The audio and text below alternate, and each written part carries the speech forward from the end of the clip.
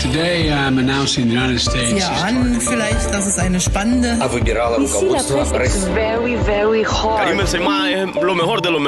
Europe 1. La revue de presse internationale sur Europe 1. Nous irons en Italie et au Brésil. Première étape, l'Inde. Bonjour Combastin.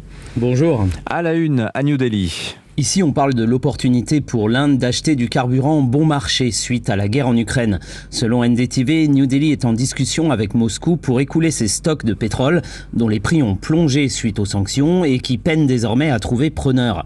De quoi relancer le débat sur la neutralité de l'Inde depuis le début de ce conflit. The New Indian Express rappelle que le pays s'est abstenu à l'ONU sur toutes les résolutions condamnant l'invasion russe et ne participe pas aux sanctions mises en place par le bloc occidental. Pour Jen Paxi, secrétaire presse à la Maison-Blanche, cité par Business Standard, cet achat de pétrole par l'Inde ne violera pas les sanctions américaines. La Maison-Blanche qui rappelle cependant à l'Inde que l'histoire se souviendra quel côté elle aura choisi de soutenir dans cette guerre.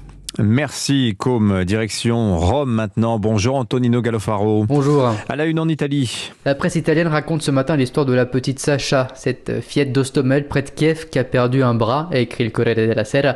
Elle est prise pour cible avec sa famille par des tirs russes, raconte le journal. Le bras de l'enfant de 9 ans, touché, sera rongé par la gangrène avant d'être amputé. Pourquoi m'ont-ils tiré dessus se demande Sacha dans des propos rapportés par l'ANSA. L'agence de presse explique que la petite fuyait lorsqu'elle a été touchée par des balles et que son père est décédé. Cette histoire dramatique date de plusieurs jours. Pourquoi les médias italiens en parlent-ils seulement aujourd'hui ? Eh bien parce que hier, Sacha est arrivée à Rome. Elle a été accueillie par la fondation Ronald McDonald, raconte la Repubblica. Selon le quotidien, l'enfant sans un bras, désormais sain et sauf, est devenu un symbole de la guerre. Merci Antonino. Enfin au Brésil. Bonjour Marino Dacher. Bonjour. De quoi parle-t-on chez vous ? Eh bien de cette médaille reçue par Jair Bolsonaro pour service rendu aux indigènes, décernée par le ministre de la Justice, nous apprend la presse.